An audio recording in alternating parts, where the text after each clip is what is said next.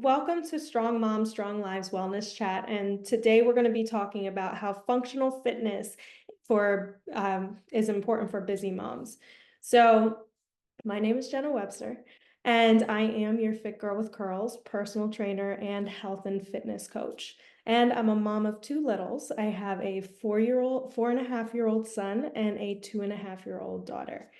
So I've been in the fitness industry for about 15 years now, and I'm dedicated to helping busy moms like yourselves live active, healthy, and strong lifestyles. So as moms, we are all athletes training in the game of life.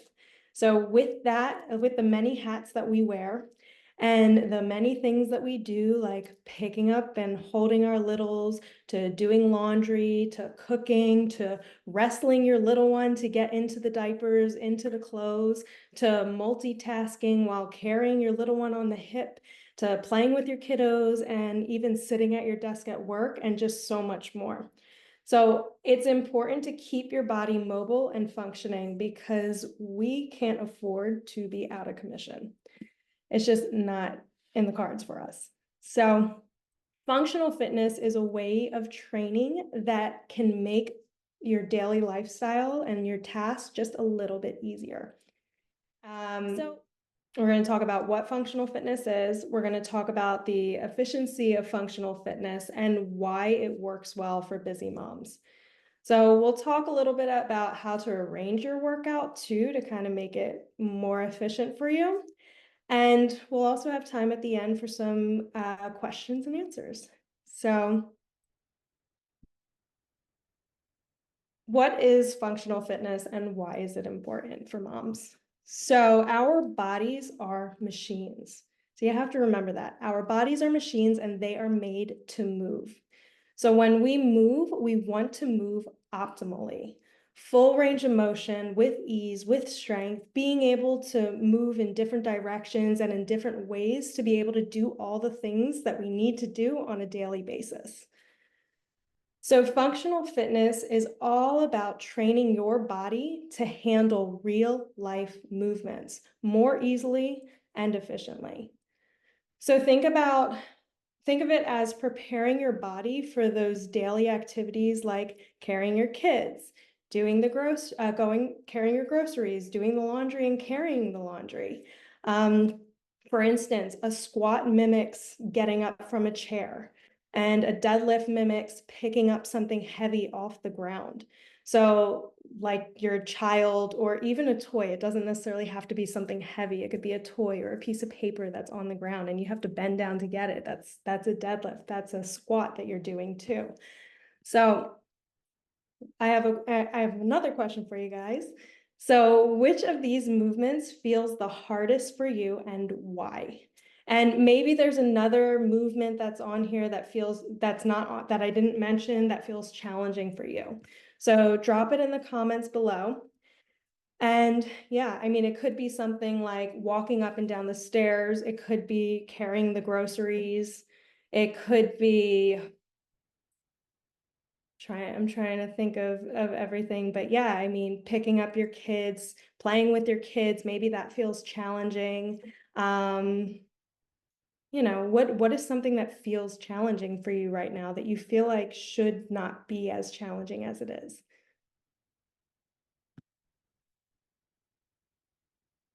Hi, Anna. Jersey City, New Jersey. I used to wake up early and was consistent. I often get tired and sleep in due to iron deficiency. My sleep patterns are a mess right now, and up at 1 and asleep at 6, then back up at 8. Oh, yeah. Is anybody thinking of any of the challenges that they're feeling? Not yet. You can chat that. Oh yeah, I have a lot of sleep deprivation. Yeah, that's definitely something that will kind of halt the sort of like motivation to want to get out and move and want to go. So you do have to listen to your body in terms of sleep. That's for sure. When you need to sleep, you should let yourself sleep. I feel weak often. So with every activity, yeah. So that's where, so when your body moves functionally, using its full range of motion with strength and stability, you'll find your daily tasks become easier. So, and you're less likely to get injured as well. So that's where functional training can be very beneficial for you. Getting off the floor or squatting to meet them at eye level. Yeah. Because we have to do that a lot as moms. Definitely getting on the kids' eye levels, definitely getting down on the floor, kneeling. I just like picking up stuff off the ground.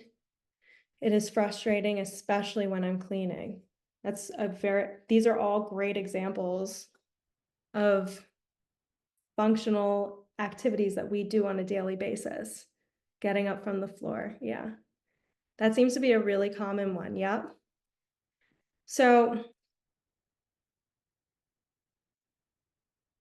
what does functional fitness and training actually incorporate, and how can we put it all together? So one way functional training helps us is by adding weight to everyday movements, like lifting your child or carrying groceries. This builds strength gradually so you can handle heavier loads over time. So if you've ever heard the term progressive overload, that's what this is. So another part of functional fitness or functional training is focusing on strength and the stability and stabilizing the muscles, or focusing on strengthening and stabilizing muscles. So these are the muscles that will help improve posture, form, and will also help support your joints during movement. This can also help prevent injury as you work on the balance in your muscle system and muscle chains. So another part of functional fitness or functional training is focusing on mobility. Mobility helps your joints move more freely and with better control. So you can bend, stretch, and lift without pain. So when the joint can move through its full range of motion, it allows the surrounding muscles to engage optimally, excuse me, to engage optimally, and allows for deeper, more effective movements that engage more muscle groups. So your joints will be better prepared to stabilize under the load during dynamic movements. So if you are getting down on the ground, you're going to be more stable as you do that. You're going to be able to pick your kid up from the ground and feel more stable and a lot stronger. Just everything you do is just going to feel like you have more control with what you're doing. So how is functional training different from traditional workouts? Traditional training emphasizes building muscle mass or even just isolating specific muscles for aesthetic purposes. So usually they're using machines and specific lifts that isolate the muscle. So really just target one specific muscle, kind of like bicep curls or leg presses. And these movements are usually linear. So they're not there's no other motion. It's just going in one direction and in one plane. So rather than isolating one specific muscle and exercising it, functional training is going to target multiple muscles, a lot of different muscles, much more muscles, and usually multi-joint movements that emphasize patterns like squatting, hinging, pushing, pulling, rotating, and even just carrying. So our body moves on 3 planes of movement. So when I was talking about just a linear, isolating a muscle and it moving in a linear movement, that's just one plane that it's focusing on. Whereas when you're focusing on functional movement, you're focusing on 3 different planes, maybe not all at once, but within the training, because on a daily basis, you're doing different things. So for instance, you might move on a frontal plane, and that's going to be something where you're like, for instance, your arm's going to go out to the side, it's going to come back. You might move on the sagittal plane where it's coming forward in front or behind you, or you might be twisting and rotating. So rotational plane is another thing. So incorporating all of this is going to actually help your joints. So I'm pointing to my shoulder, but whatever joints are involved in the training that you're doing, it's going to better stabilize, support, and strengthen those joints. It's going to get them through the full range of motion as you go through that as well. So by incorporating these planes, you're setting your body up for better muscle support, strength, joint stability, balance, and mobility for optimal movement. So,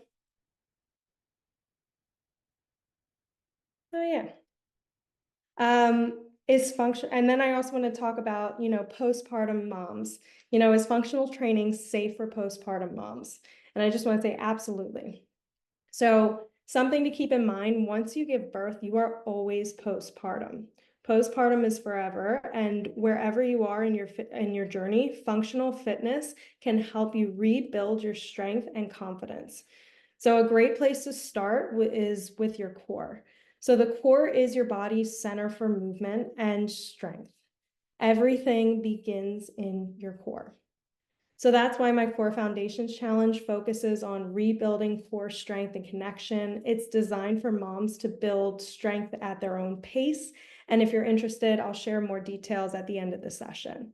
But as you progress through the core and you gain your foundation, focusing on progressively adding weight to your movement would be the next step. So focusing on movements like squats, pushes, pulls, rotations, even single leg movements and carries, those are all things that you would start adding load to or just progressively building up to help you with strength, stability, mobility, just everything that we've been talking about. And that's how you get better at the things for the day-to-day motions and the day-to-day activities. So as you start adding the load and as you start progressively loading everything, that's how you start getting stronger with those everyday movements. So what would your workout look like? What should your workout look like? So always begin with a proper warm-up. That's a must. So this is important to get your muscles and joints ready for movements and load. So I know sometimes the warm-ups kind of get pushed to the side, but this is definitely something that you don't want to push to the side. It's something that can help you, one, prevent injury and just get your body ready. So it helps prepare your body for the load that it's about to do and the movements it's about to take on. So your warm-up should be dynamic, using dynamic stretches, motor control movements, and activity or sport-specific movements. So this is, for instance, like if you're planning on doing a weighted squat, you would go ahead and do a warm-up with no weight squats, like a body weight squat, or lightweight squats. And that's what I mean by sport-specific activity or sport-specific movement there. So this is going to help your body prepare to move with load through the range of motion. An effective warm-up will usually be anywhere between 5 to 15 minutes. So if you're, sprung on time, 5 minutes works well. So you don't need to do like 20, 30 minutes of an entire warm-up or anything like that. If you only have 5 minutes, that's fine, because I know as moms, we got to kind of stay on track and keep ourselves moving, right? We can't just stick to prolong a lot of things. So after the warm-up, the main workout will begin. So for time saving, especially because as moms, we usually have to make the most out of the time we have. So I like to go through a circuit. This allows you to work opposing muscle groups back to back with little to no rest in between. So for a 30-minute workout, you'll usually have about 4 to 5 exercises, and you'll aim for about 3 sets. So the repetitions will depend on the goal and your equipment. You could aim between 8 to 10 repetitions, 10 to 12 repetitions, or even 4 to 6 repetitions. Like I said, it's all depending on your goal within that workout. But if you're just beginning, I like to aim between 10 to 12 repetitions to help build the endurance as well as strength.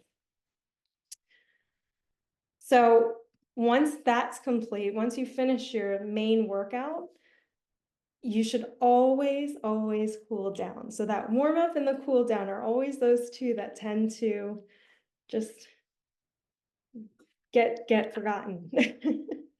So let's not forget that. So it's very important. So the cool down is going to help bring your heart rate back down, and it's going to help stretch the muscles that you have just worked.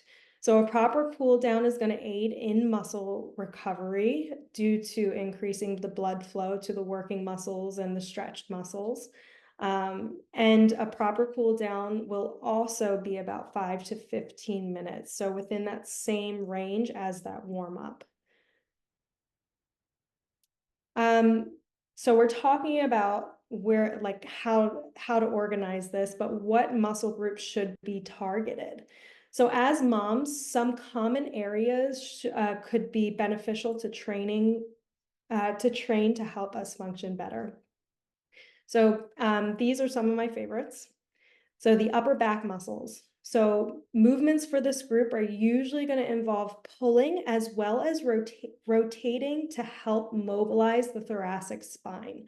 Thoracic mobility can really help with shoulder health. So making sure that you're, working on the pulling motion. So for instance, if you're doing like a rowing motion, and then doing some sort of thoracic twist or thoracic rotation.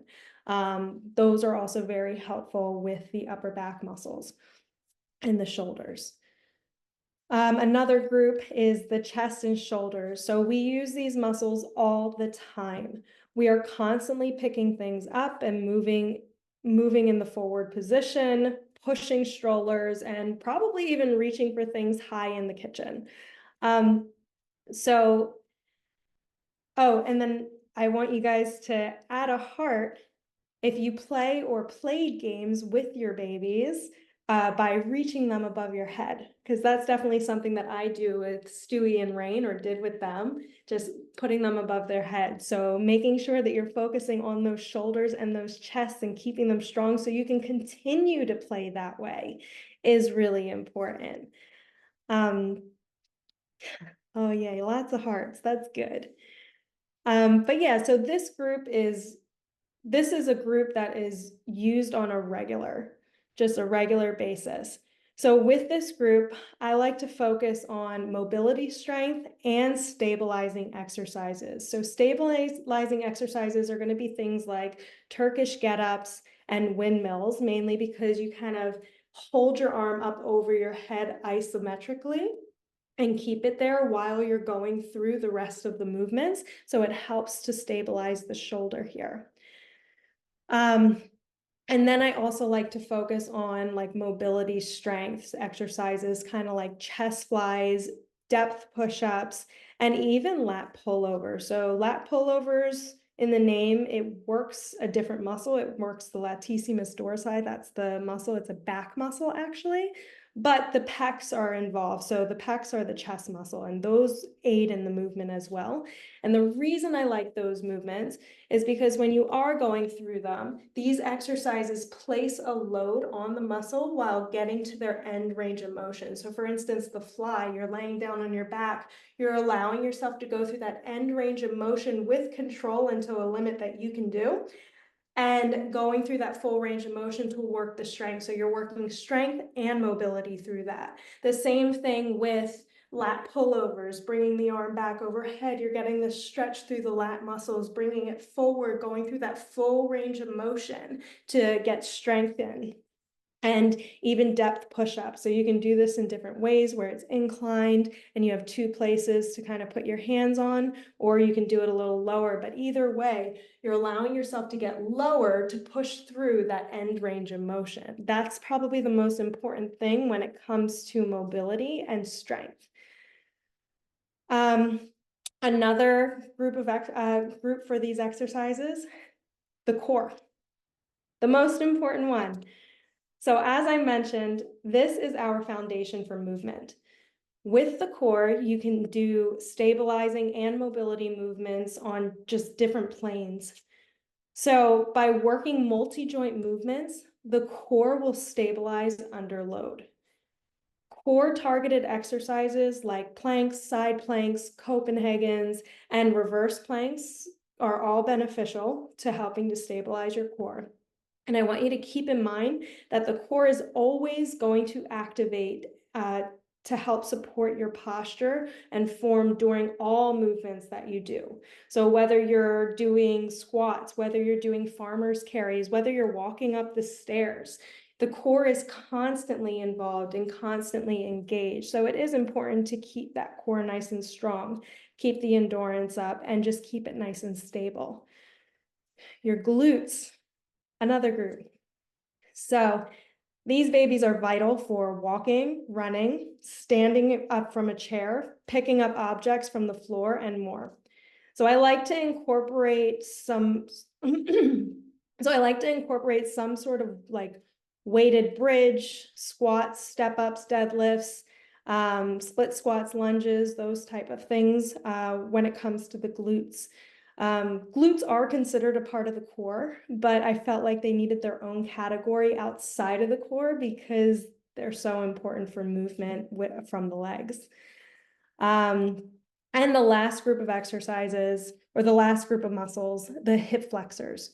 So after having a baby, your body goes through so many changes.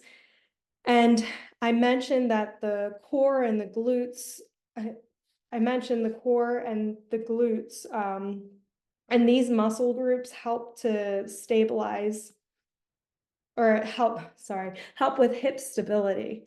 And so do the hip flexors. So the hip flexors are also involved with hip stability as well as the core and the glutes.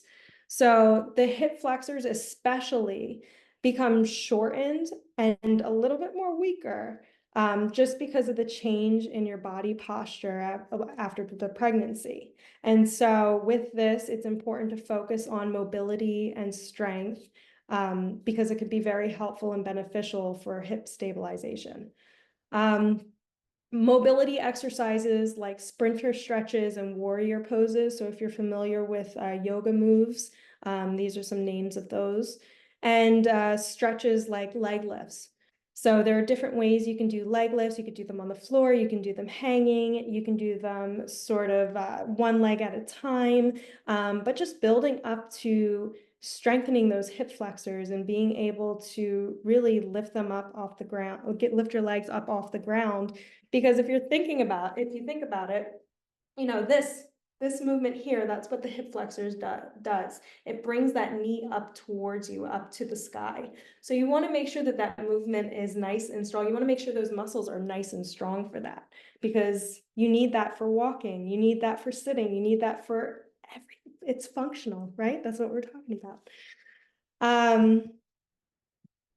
But yeah. So how can you incorporate mobility and balance as we are often so off balance?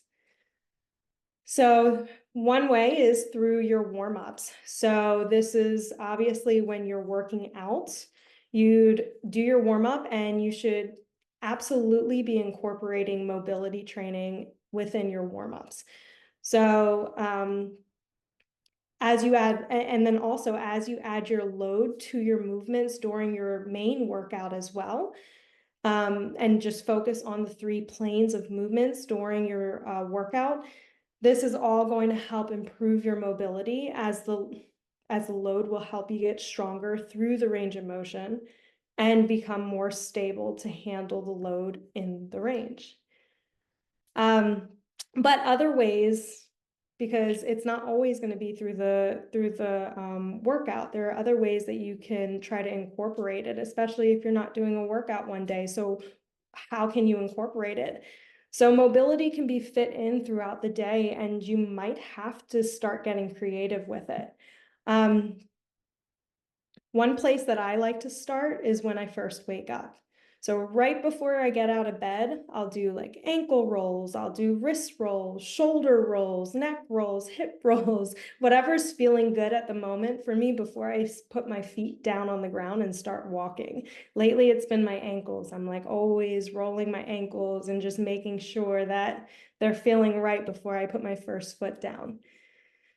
I've even sat in like a low squat position, like a low squat hold position while waiting for my daughter to get off the potty.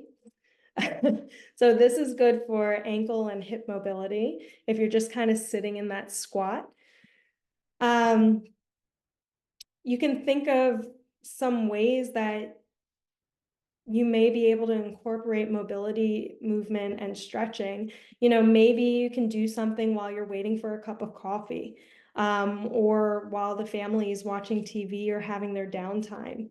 Maybe you can come up with a little game that you can play with the kids and have them join you while you're doing stretches or mobility work, or maybe you're doing yoga, like you maybe you start doing a yoga class or doing a few yoga poses or movements or something that feel right for you. As moms, we need to make the most out of our time, and we have to use our creativity. So we have to figure out how we can fit these things in without letting time be the thing that kind of takes over and doesn't allow us to make it happen. So if you're at the playground with your kids, maybe you can do a few stretches, maybe you can get into some lunges, some squats, something just to kind of get the blood flowing and get your muscles moving a little bit more. There are different ways you can kind of try to figure it out, right?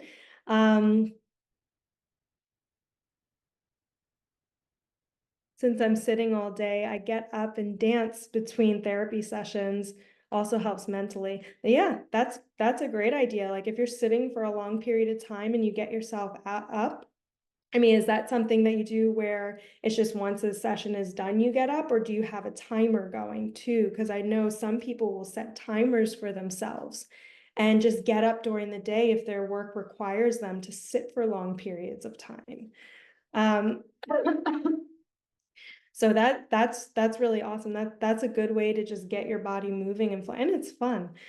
So get some good music on, get a little break in, do some dancing. But yeah, that's great. So balancing the muscles. So send a heart if you carry or carried your toddler on your hip or your baby on your shoulder at some point during the day. Because I know we have all done it. Let's see those hearts. Yes. Good. Yeah. So after talking to a bunch of moms about this, a lot of us tend to favor one side when we're usually doing this, especially if we're multitasking. We have the baby maybe on our right hip and we're doing stuff with our left, or vice versa, baby on our left, doing stuff with our right. So this can cause imbalances in our bodies as our muscles are working to support the weight of our growing little. But to counter this, it's important to continue with strength and mobility training. So as you use weights bilaterally, so if you're unfamiliar with the term bilaterally, it really just means that you're using like left and right sides. So you're not using one whole dumbbell and doing things together. You're using like two separate weights, right? And you're using a weight on the left arm, you're using a weight on the right arm. So yeah, so that's what bilaterally means. And it's, it just basically just sending awareness. That means that like you're doing the left side, you're doing the right side, and you're basically just sending awareness to which side is a little bit stronger, which side is a little bit weaker, but you want to make sure that you are using the same weights and doing the same repetitions on each side when you are doing this. Because I know this is something that I've talked to people about. Somebody might have a 15 in the strong hand and then a 5 in the weaker hand, and that's not really going to help you. That's going to keep you off balance. So you want to make sure that whatever you can do in that weaker side is what you're doing in that stronger side, and you continue to build. You do the repetitions, you stay consistent, and you just keep going, and each week you see if you can go a little bit more, either with repetitions or you can increase that weight just a little bit more. So yeah, so with consistency, you'll see the change and you'll also feel the strength differences. So you want to make sure that when you do have some imbalances that you're noticing, you're not keeping yourself imbalanced by having a heavier weight in one side and a lighter weight in the other side. So usually when I'm assessing my clients, I'll have them go through like basic movements so that I can watch their form and their posture during what they're doing during the exercises. And this is where I usually catch the imbalances. And that's where I usually start to personalize their workout program for them, so that they can move better and feel stronger. So while I'm saying this, I'm just want to show you that your posture says a lot about your muscles. So, it doesn't necessarily have to mean like round shoulders, but everything else about your body too. So your hips might shift, like from carrying your child, your hips might shift, things like that. So certain muscles are going to be weak over here and strong over here versus over here. And then you just kind of have to, move and adjust and just continue to stay consistent. Sorry, guys. Stay consistent with your workout routine, because as you do that, you'll continue to build the strength. And if you're working on sort of like those weaker muscles, that's all going to get stronger in the end as you stay consistent. So functional fitness is something that can help your daily tasks feel easier, and you can feel stronger to take on your days. Your babies are going to continue to grow, and we should be getting stronger and be able to keep up with them as they grow. So remember, you are a mom and an athlete. Every movement you make is a step towards strength. So keep moving forward because you've got this.